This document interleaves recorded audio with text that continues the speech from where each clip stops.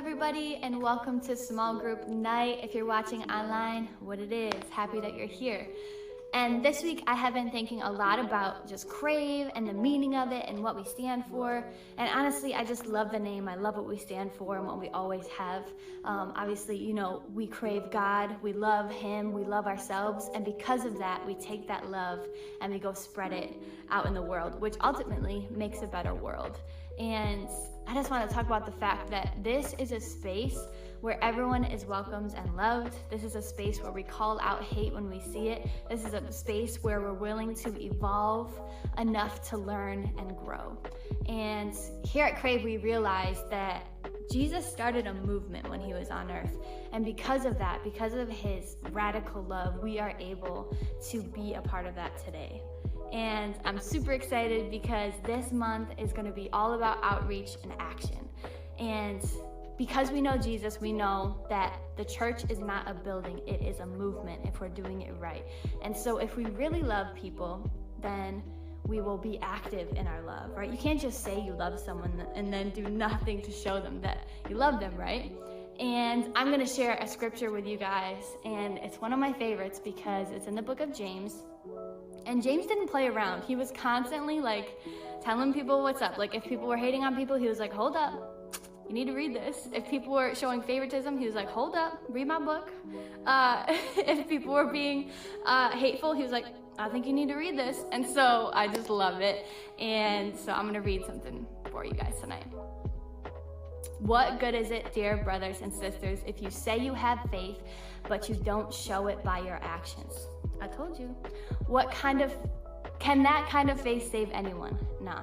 Suppose you see a brother or sister who has no food or clothing, and you say goodbye and have a good day, stay warm and eat well, and then you don't give that person any food or clothing. What good does that do? So you see, faith by itself isn't enough. Unless it produces good deeds, it is dead and useless. Now someone may argue, some people have faith, other people have good deeds. But I say, how can you show me your faith if you don't have good deeds? I will show you my faith by my good deeds. Can't you see that faith without good deeds is useless? That's a strong sentence. Useless. I literally have it bolded, like, our faith in God is literally useless if we aren't actively loving others. God is a God of love. The gospel is about love.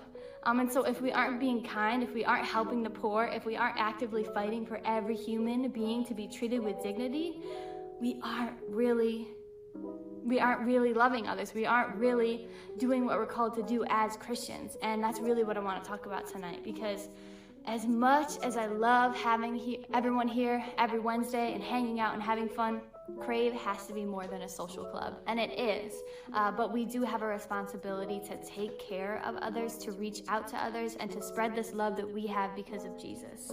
And we know that real love takes action, right? And we can't expect people to understand God's love if we aren't even kind ourselves, right? And we can't expect people to want to come to Crave if they feel like they're going to be judged by us.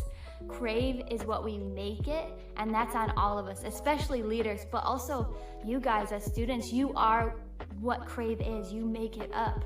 And so we have an opportunity to make this the most welcoming and loving and celebrating place that people get to be every week. And I just want us all to take that on and make sure that we walk in and spread the joy, spread the love, and I know that you can do that. So I want to talk about the Good Samaritan real quick. We know this story, and I would absolutely hate to be described as the religious person in this story, because we know what happened, right?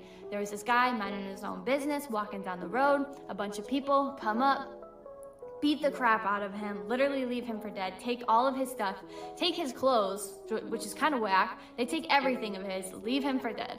And so he's just in the ditch on the side of the road, and here comes this religious leader, and he sees him.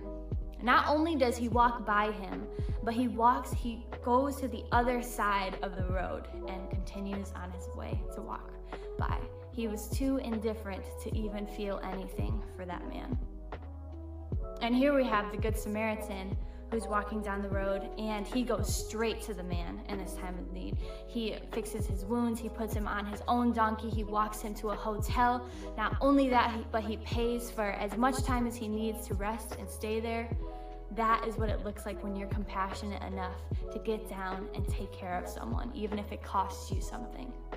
And what I hate about the story is the fact that the church leader, the religious man, continued walking. He was too prideful, he was too ignorant, he was too full of privilege to even stop for a minute and get his church clothes a little dirty.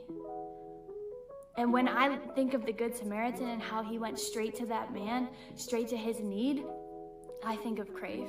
Because we get to be people. We get to be people who don't keep walking by.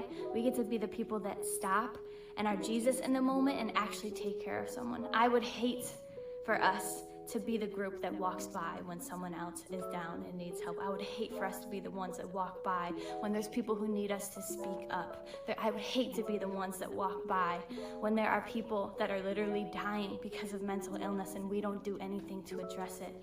We have the power as a group, as people, as individuals, to change this world and to make it better with kindness and love.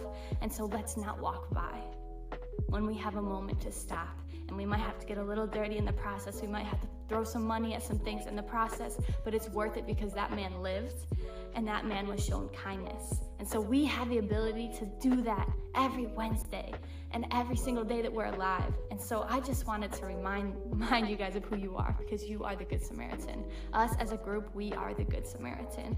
And so we need to continue to carry that and continue to be that. And I just wanted to share this quote with you real quick.